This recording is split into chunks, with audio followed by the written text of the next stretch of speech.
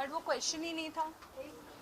अभी big boss की बात, आप एक्टिंग का प्लानिंग का एक क्वेश्चन पूछ लो ना, और so she will answer to that also, but now we want you to get into it. Thank you so much. Ready? Arvind? Ready? So Arshi, first of all, Happy New Year. Happy और new year. नए साल की शुरुआत हो चुकी। सो मकर संक्रांति आने वाला है, क्या कुछ प्लान्स है आपके, क्या कुछ?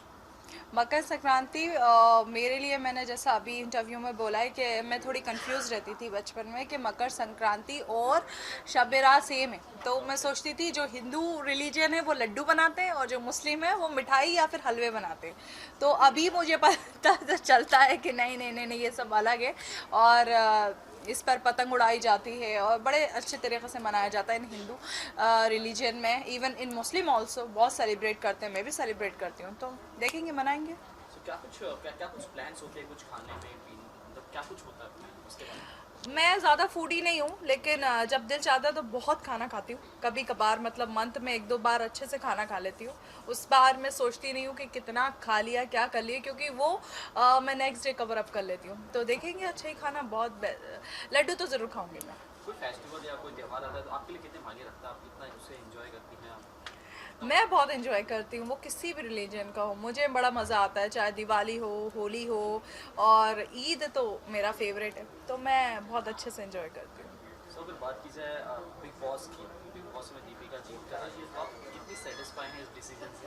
और सीरियसली मैं बिल्कुल भी सेटिस्फाई नहीं हूँ, बिकॉज मैं उस घर में रही हूँ और मुझे पता है कि कंटेस्टेंट कैसे होते हैं और वो खेल कैसा होता है। और वो इतनी सीनियर थी, लेकिन उन्होंने वो चार्म एक जो होना चाहिए था वो नहीं छोड़ा। और मेरे हिसाब से तो डिज़र्विंग नहीं था। मेरे हिसाब से तो अगर देखा जाए तो रोमिल ज़्यादा डिज़र्विंग था, सुरभि राणा भी डिज़र्विंग थी, दीपक ठाकुर था, इवन श्रीशांत तो था ही। मैम, लेकिन आपने जैसे कि वीवो स्टार जब था, बीच में जब एंड में आपने कहा था कि दीपिका ही जीतेगी, और वही हुआ लास्ट मिनट में जो हम कहते थे जो करते हाँ। तो इसके पीछे क्या आप सच में फिक्स रहता है? नहीं, क्योंकि फिक्स। काफी लोग बाद में भी ऑब्जेक्शन उठाए और काफी ट्रोल भी हुई दीपिका आपके इस बयान से बाद में। जी। क्या कहना चाहिए? दीपिका से पूछा भी, दीपिका ने कहा मुझे इस बारे में कुछ बोलना नहीं है। यार, मैं तो यही बोलूँगी कि फ़िक्स चीज़ कभी बोल ही नहीं चाहती कि मैं फ़िक्स्ड हूँ। तो देखो यार, मतलब वो रोना और लोगों के सामने बहुत अच्छा बनना, ये सब चीज़ें जो होती है ना, वो थोड़ी सी एक्चुअली हमारी जो पब्लिक है वो भी इस इन सब चीज़ों पे बड़ा गौर करती है कि कौन बेबस है, कौन लाचार है, तो उसे ही जिता दो। तो वो मुझे थोड़ा लग रहा था दिमाग के लेकिन अंदर, आपने बिकॉज क्लियरली कहा था कि ये फिक्स है, ये बिग बॉस ये फिक्स होता है, सिर्फ जो मैं खेली तो वो फिक्स नहीं था, बाकी सब फिक्स है। सी इस बारे में क्या कहना है? मैं क्लियरली हमेशा ये चीज़ बोलती हूँ कि अगर हमारा सीज़न देखा जाए तो शिल्पा को मेरे हिसाब से अगर शिल्पा को मेरे हिसाब से वो लोग विनर नहीं बनाते। उनके पास बहुत सारे ऑप्शंस थे अगर वो अंदर से करना चाहते। तो मैंने हमेशा यही बोला है कि शिल्पा को जनता ने विनर बनाया है, बिकॉज हाँ हाँ, जनता ने बनाया है, क्योंकि पब्लिक ने उसके लिए इतना ट्रेंड चलाया, इतने ट्विटर्स पे थे उसके और इतने चाहने वाले थे। उसका जो भाभी जी कैरेक्टर था, मैं भी बहुत बार ये चीज़ बोली हूँ कि जब मैं बिग बॉस में गई थी तो मुझे नहीं पता था कौन सेलिब्रिटी है। मुझे नहीं पता था Vikas Gupta celebrity, I don't know. मुझे नहीं पता था हिना कौन है, प्रियांक कौन है, मैं नहीं जानती थी। लेकिन मैं शिल्पा को जानती थी और हितेन तेजवानी को। तो उनके इतने सारे फैंस थे और उन्होंने देखा, और मेरे हिसाब से अगर अंदर का होता तो शायद शिल्पा शिंदे उस टाइम विनर नहीं होती। ये तो हो गई बिग बॉस की बात। अगर आप जैसे हमें आपने बताया कि आपको एक्टिंग में भी वो है, तो उसके बारे में आप क्या कहना चाहेंगे? मैं बिग बॉस से निकल के बहुत सारे कैमियो की हूँ, कलर्स पे की हूँ, कलर का एक शो की हूँ, नेगेटिव रोल की हूँ। अभी भी बहुत सारे सीरियल्स के ऑफर है। लेट्स सी, एक्टिंग तो करना ही पड़ेगी ना, बिना एक्टिंग के इवेंट से थोड़ी खाएंगे।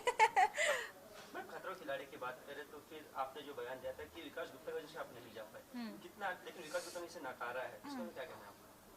यार, विकास गुप्ता के बारे में हम बात ही ना करें तो बेस्ट है, बिकॉज वो बिल्कुल यूजलेस है।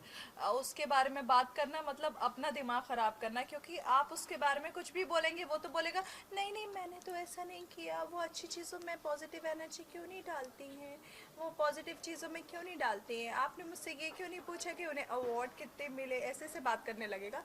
तो लीव इट, उसको छोड़ो अभी। और दानिश जहन के बारे में भी no I don't know, Danish Zehen का मैंने कुछ ऐसा बोला नहीं है। लेकिन न्यूज़ आई हुई है। मैंने कुछ दानिश जहन का ऐसा कुछ बोला ही नहीं है। मैंने सिर्फ ये बोला था कि दानिश जहन के लिए जो शिल्पा ने ट्वीट किया था उसको मैंने रीट्वीट किया था, दैट्स इट। मैं दानिश जहन को भी नहीं जानती थी। मैंने कुछ इंस्टाग्राम पे कुछ स्टोरीज देखी, स्क्रॉल कर रही थी तो एकदम से वो सामने आया, तो मैंने कहा ये कौन बंदा है। तब जाकर मुझे पता चला कि वो उसका शो था ना, कौन सा S of space. S of space, तो उसमें आया था। अच्छा, अगर इन फ्यूचर आपको खतरों के खिलाड़ी में जाने का मौका मिले तो जाना चाहेंगे? क्योंकि विकास गुप्ता ने क्लियर कहा कि शायद उन्हें चांस ही नहीं मिला था, आप सेलेक्ट ही नहीं हुई थी, इस तरह की बातें कर रहे थे। विकास गुप्ता भी तो सिलेक्ट नहीं हुआ था, एकदम से कैसे चला गया? विकास गुप्ता की तो न्यूज़ में ही नहीं था कि विकास गुप्ता जा रहे हैं या नहीं जा रहे हैं।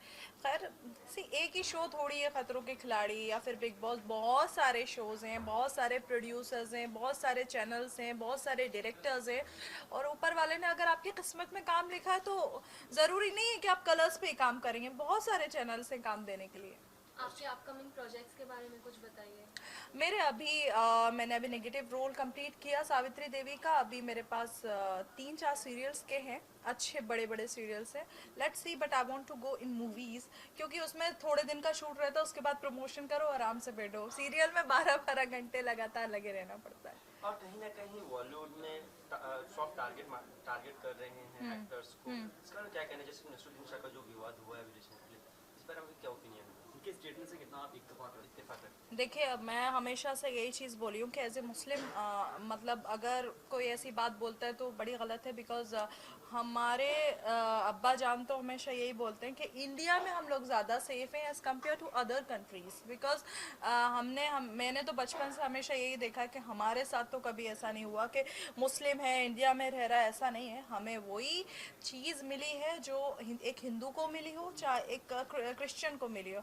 और मैं ऐसी जगह से बिलोंग करती हूँ जहाँ पर हिंदू लोग ज़्यादा रहते थे और हम लोग सब मुस्लिम सब मिलके उनके साथ फेस्टिवल सेलिब्रेट करते थे। तो सो आई डोंट नो कि हिंदू मुस्लिम या फिर इंडिया के अंदर नहीं है, बिकॉज मैं तो ये भी नहीं जानती थी कि इंडिया और पाकिस्तान का कोई मसला था। अभी जानना स्टार्ट किया 4-5 साल पहले तो मैं पाकिस्तान टीम को सपोर्ट किया करती थी, तो आई डोंट नो। तो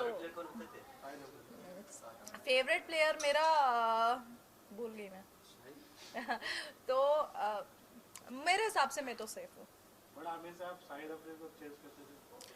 मैं तो बहुत सारे प्लेयर्स को करती हूँ, फॉर एग्जांपल श्रीशांत को किया मैंने इतना सपोर्ट।